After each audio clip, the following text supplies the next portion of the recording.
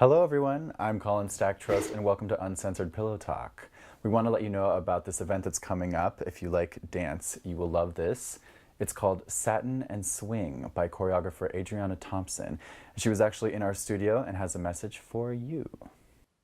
Hi, my name is Adriana Thompson. I'm the Artistic Director of Soul Skin Dance, inviting you to our forthcoming season at Dance Mission.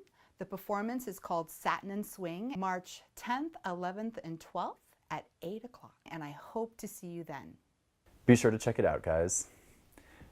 Here next to me, we are joined by a very special guest, Amy Sueyoshi, Associate Dean of the College of Ethnic Studies at San Francisco State University and curator of the LGBT History Museum. Amazing. Thank you so much for joining us. Thanks for having me. Welcome to the show. Thank you.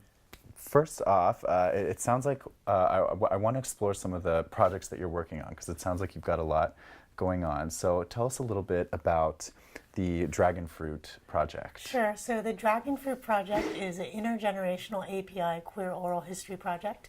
It's run through a nonprofit called API Equality Northern California, which is an LGBT advocacy organization here in San Francisco, Chinatown.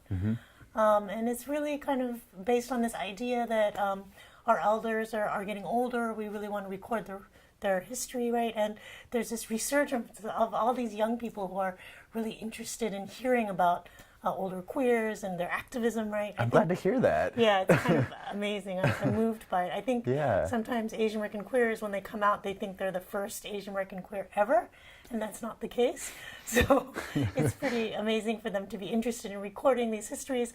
It also keeps the elders kind of in touch, you know, having conversations with the young people and engaged in society. So Oh, that's amazing. Yeah. I think hearing the stories from our ancestors is incredible. And I think about that specifically with our LGBT brothers and sisters, the ones that we lost to the AIDS epidemic. Absolutely. We lost so many stories through that. So that's an amazing project. Yeah, Good for you. And I think sometimes older queers don't seem very sexy, and so it's really important for us who are younger to kind of keep them engaged and involved in the community. Yeah.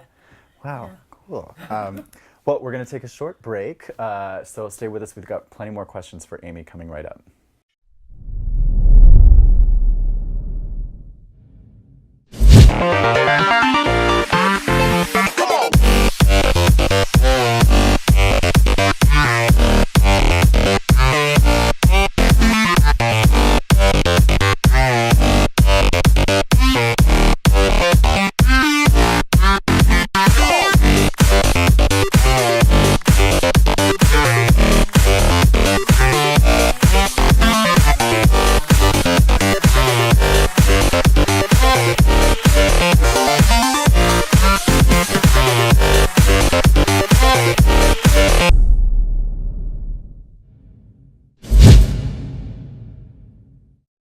Welcome back to Uncensored Pillow Talk. We're joined today by my guest, Amy Sueyoshi.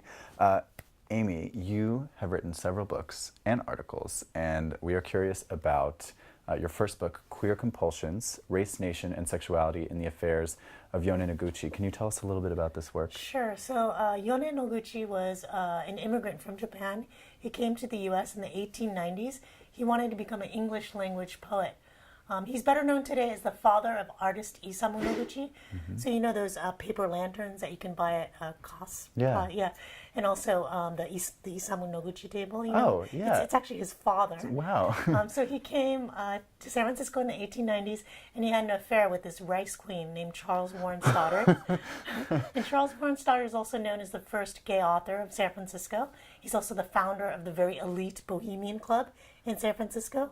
Wow. And so while he was having an affair with writing love letters to Charles, he impregnated Leonie Gilmore, which is why, you know, Isamu was born, and then also got engaged to Ethel Arms, who's considered the first historian of Alabama. And my book also argues that Ethel Arms was in fact a lesbian. She told Yone that she would marry him if it was only for a year because she preferred to be with women than men. But it's an incredible story of race, nation, and sexuality. It was a time when marriages between Asian and whites were forbidden by law. And also same-sex sexuality was, of course, considered, not good, morally good, right? So for all these reasons, they somehow were able to still forge love. And affection, and it's a story of how they were able to do it under these confines. Wow, this is incredible, and it really covers a lot of ground in terms of things that are so relevant today. Sexuality, sexism, race, homophobia. Yeah, interracial relationships. Yeah, and there's a lot of Orientalism in there too, like this fetishization of Japan and Japanese culture. That's why Charles is so drawn to Yone. Right, he sees him as made out of ivory, like an ivory doll, and all these other things. So, oh my it's gosh, pretty good story. Wow, Yeah. Incredible. Okay, so you just had a show, correct, at the GLBT History Museum. Yes, that's correct. Tell us a little bit and it about closed that. already, but it was a show that I really enjoyed. It was called Feminists to Feministas, and it was a woman of color poster exhibit on activism by what these women call themselves third world lesbians at the time.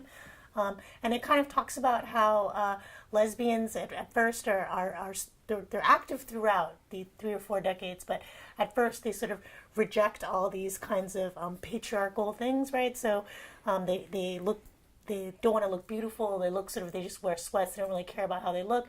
But by the 90s, queer women of color have adopted a gay male aesthetic. So they want to look really good, have like really neat haircuts, right? So that's why it's feminist to feminista, because feminista is a word derived from fashionista, right? And it's a word that comes out of sort of women of color communities. Brilliant. Yeah. Wow. As you're talking, I'm thinking about this being an opportune moment for me to own both my maleness and whiteness, and ask you to speak to how can people, we just had the Women's March, we've had some really important movements happening recently. How can people be allies to women, and particularly women of color? Yeah, I mean, I think that if you have money, right, it's always good to donate to organizations and causes, right? It's important to step back and not take up too much space, right? But also to support sort of women and queer women of color in terms of their political endeavors, their artistic endeavors, right? Show up for things if they're doing something, right? But then again, don't take over, right? Donate money, right? You know what I'm saying? Yeah, and showing up for things reminds me of this project that you have that's going on, the Dragon Fruit Project. I know that a lot of people would want to be involved in that, and how would they do that? Sure. So if you're interested in interviewing API queers, right, I would definitely go to API Equality Northern California. They have a website, and you can contact the organization. The GLB Historical Society is having a general kind of, they're reviving their general oral history project. So if you just want to interview any old queer, right, you can go any there. Old queer. Yeah, any old queer. Yeah. You can go there and sign up and send an email as well to the organization and tell them you're interested in being a volunteer. They like transcribers as well. So if you're a little shy and you don't like talking to strangers so much, or if you have a problem where you talk too much and you're not a very good listener, you might be a better transcriber. Yeah. Excellent. This is so cool. And Sure. Tell us just really briefly stuff to look forward to that's coming up at the museum that we can check out. So right now there's a bear exhibit, a bear tunist. It has an exhibit there. And then there's also another exhibit called Noche Ambiente. It's about Latino queers. We have a number of other exhibits that are coming up. We have Lenore Chin, who's a photographer, is going to be putting up her photography about LGBT families.